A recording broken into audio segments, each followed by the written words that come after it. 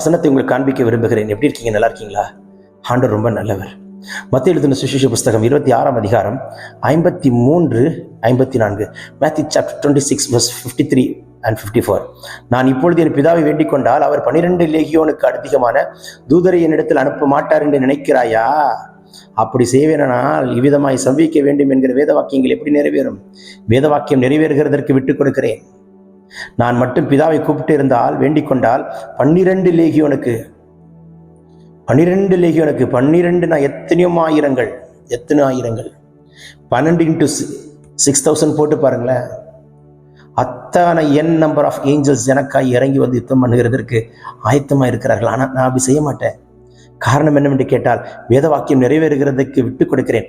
கர்த்தருடைய வார்த்தை நிறைவேற உன்னை நீ விட்டுக் கொடுப்பாய் என்று சொன்னால், பிதாவாகிய தேவன் உன்னை மகிமைப்படுத்துவார்.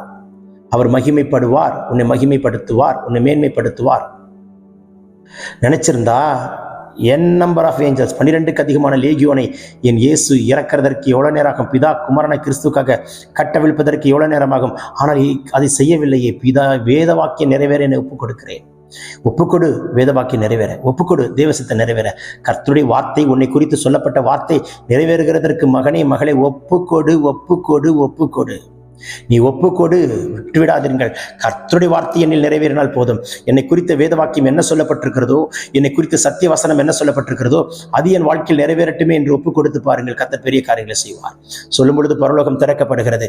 இன்றைக்கு கர்த்தருடைய வார்த்தை, உன்னை கொண்டு வார்த்தை, எழுதப்பட்ட வார்த்தை உனக்கு நிறைவேறும், உன்னை கொண்டு நிறைவேறும். வேத வாக்கியங்கள் எழுதப்பட்டது இன்றைக்கு என் வாழ்க்கையில், உன் வாழ்க்கையில் நிறைவேறக்கூடிய நாளாக கர்த்தர் மாற்றுகிறார். சொல்ல சொல்ல பரலோகம் திறக்கப்படுகிறதை பார்க்கிறேன். இயேசுவின் வல்லமுள்ள கரம் தொடுகிறதை பார்க்கிறேன். பிறந்தநாள் திருநாள் காரணங்களை தொட்டு ஆசீர்வதிக்கிறார். வியாதி நீங்கட்டும், பலவீனம் மாறட்டும், கட்டல் உடைக்கப்படட்டும்.